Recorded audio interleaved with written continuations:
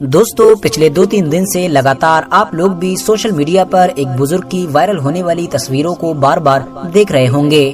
پہلے تو ان بزرگ کی تصویر کے ساتھ یہ خبر وائرل ہوئی کہ ان کا انتقال ہو چکا ہے، اور بعد میں پھر ان بزرگ کے جنازے کی تصویریں وائرل ہوئیں۔ جنازے کی ایسی تصویریں کہ جن کے اندر لاکھوں لوگوں کو ایک ساتھ دیکھا جا سکتا ہے۔ اس جنازے میں نہ صرف دنیا کے بڑے بڑے اسکالرز شامل تھے، بلکہ ساتھ ہی ساتھ خود ترکی کے راشٹرپتی یعنی رجب طیب اردوغان بھی شامل تھے، اور یہی وہ چیزیں تھیں کہ جنہوں نے دنیا کے زیادہ تر لوگوں کو حیران کر کے رکھ دیا، اور ہر کوئی ان تصویروں کو دیکھنے کے بعد یہ سوچنے پر مجبور ہو گیا کہ آخر یہ بزرگ تھے کون، اور انہوں نے اپنی زندگی میں آخر ایسے کون سے بڑے کام کر دیے تھے کہ جن کی وجہ سے دنیا کے لوگ ان کو اتنی زیادہ اہمیت دے رہے ہیں۔ تو چلیے آج کی اس ویڈیو میں ہم انہی مشہور بزرگ کے بارے میں سب کچھ جاننے کی کوشش کرتے ہیں۔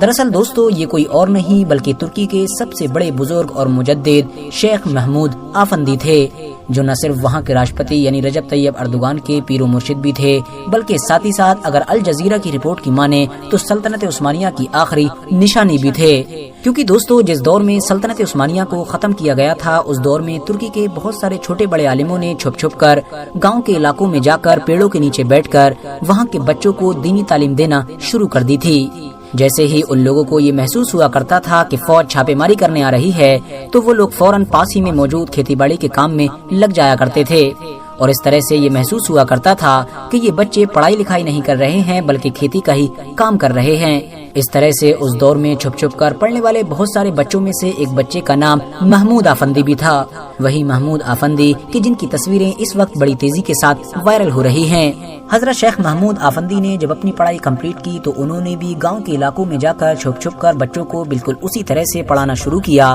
کہ جس طرح سے انہوں نے خود بھی پڑھائی کی تھی، کیونکہ ظاہر ہے یہ وہ دور تھا کہ جب سلطنت عثمانیہ کو نہ صرف ختم کر دیا گیا تھا بلکہ کمال اتا ترک کی طرف سے عربک زبان، عربک کتابوں، ایون اسلامک لٹریچر پر بھی پابندی لگا دی گئی تھی۔ شیخ محمود آفندی اس دور میں اپنے شاگردوں یعنی اسٹوڈنٹس کو وہ کٹھن سے کٹھن مسائل بھی انگلیوں کے اشاروں پر ہی سمجھایا کرتے تھے کہ جن کے لیے کتابوں کا ہونا کمپلسری مانا جاتا ہے، کیونکہ ظاہر ہے اس کے علاوہ اس دور میں کوئی چارہ بھی نہیں تھا۔ مگر شیخ صاحب کی زندگی میں ایک بڑا اور دردناک موڑ اس وقت آیا کہ جب ان کے 2 خاص اسٹوڈنٹس یعنی 2 خلفاء کو ہی شہید کر دیا گیا۔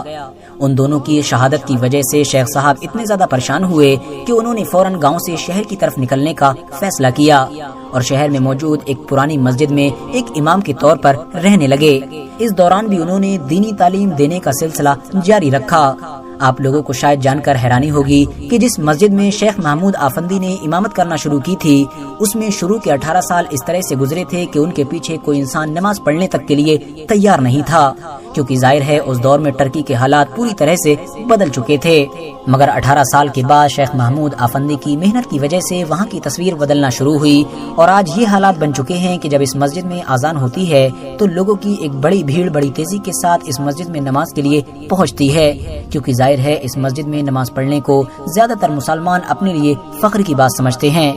اس مسجد میں شیخ محمود آفندی نے لگاتار 40 سال تک امامت کی تھی۔ شیخ محمود آفندی کا تعلق حنفی مسلک سے تھا۔ اس کے علاوہ بات کریں اگر صوفی سلسلے کے طور پر تو آپ کا تعلق سلسلہ نقشبندیہ سے تھا۔ مگر دوستو بھلے ہی شیخ محمود آفندی مسلک سے حنفی ہوں، لیکن قابل اتنے تھے کہ چاروں ہی مسالک پر ان کو مہارت حاصل تھی۔ اگر آپ لوگ شیخ محمود آفندی کی زندگی کے پنوں کو پلٹو گے تو آپ کو پتہ چلے گا کہ ان کی پوری ہی زندگی اتار چڑھاؤ سے بھرپور ہے، مگر بھلے ہی وہ کسی بھی حالات میں رہے، انہوں نے اپنی پوری زندگی بڑے ہی پیسفلی اور لوگوں کو دین کی تعلیم دیتے ہوئے گزاری تھی۔ کبھی اپنے گاؤں کی چھوٹی سی مسجد میں چھوٹے چھوٹے بچوں کو پڑھایا، تو کبھی بڑے شہر کی بڑی مسجد میں جا کر ایک بڑے لوگوں کی بھیڑ کو لیکچر دیا۔ دوستو 1980 کے دور میں جب ترکی میں دوسری بغاوت کی وجہ سے حالات حد سے زیادہ خراب ہو چکے تھے، تو اس پورے حالات کو سنبھالنے میں بھی شیخ محمود آفندی نے ایک اہم کردار ادا کیا تھا۔ یہ اس پورے دور میں لیفٹ اور رائٹ ونگ کے بیچ میں ایک دیوار بن کر کھڑے ہو گئے تھے، اور ہمیشہ دونوں کے بیچ میں یہ نعرہ دیتے رہے کہ ایز اے مسلم اور ایز اے ترک ہمارا یہ فرض ہے کہ ہم لوگوں کو نیکی کی دعوت دیں اور برائی سے باز رکھیں، ساتھ ہی ساتھ ہمارا یہ بھی فرض ہے کہ ہم لوگوں کی زندگی کو بخشیں، نہ کہ ان کی زندگی کو ان سے چھین لیں۔ یاد رہے کہ شیخ محمود آفندی کی ایک لمبے وقت تک ترکی کی فوج کے ساتھ اور وہاں کی کچھ سیکولر پارٹیز کے ساتھ ایک لمبے وقت تک تکرار رہی تھی۔ یہی وجہ تھی کہ وقت پر کئی بار شیخ محمود آفندی کو فوج کے بڑے بڑے جرنیلز اور کچھ پولیٹیکل پارٹیز کی طرف سے کئی بار پریشان بھی کیا گیا۔ ایک بار تو حالات ایسے بھی بن گئے تھے کہ جب ان کو ترکی سے ہی باہر نکالنے کا فیصلہ لے لیا گیا تھا، مگر ظاہر ہے اس وقت تک شیخ محمود آفندی کی فین فالوئنگ بہت زیادہ ہو چکی تھی اور ترکی کے بہت سارے لوگ ان کے اتنے زیادہ دیوانے ہو چکے تھے کہ وہاں کا ایڈمنسٹریشن چاہتے ہوئے بھی شیخ محمود آفندی کو دیش سے باہر نہ نکال سکا۔ 1982 میں شیخ محمود آفندی کے اوپر ترکی کے ایک مشہور انسان کے قتل کا الزام بھی لگایا گیا تھا، مگر ظاہر ہے 2.5 سال کے بعد ہی ان کو عدالت کی طرف سے کلین چٹ دے دی گئی، مگر 1985 میں ایک بار پھر سے ان کو عدالت کے کٹگھرے میں کھڑا کر دیا گیا اور اس بار یہ دلیل دی گئی کہ ان کی جو ایکٹیویٹیز ہیں اور ان کے جو لیکچرز ہیں وہ ترکی کی جو سیکولر سوچ ہے اس کے لیے بہت خطرناک ہیں اور فیوچر میں اس کو نقصان پہنچا سکتے ہیں، مگر عدالت نے ایک بار پھر سے شیخ محمود آفندی کے حق میں ہی فیصلہ سنایا اور ایک بار پھر سے ان کو کلین چٹ ملی۔ سن 2007 میں استنبول شہر کے اندر شیخ محمود آفندی کی جو رہائش گاہ تھی اس کے بالکل قریب میں ہی کھڑی ان کی گاڑی کے اوپر زبردست فائرنگ بھی کی گئی تھی، مگر شیخ محمود آفندی کے قتل کی یہ سازش پوری طرح سے ناکام ہو گئی تھی۔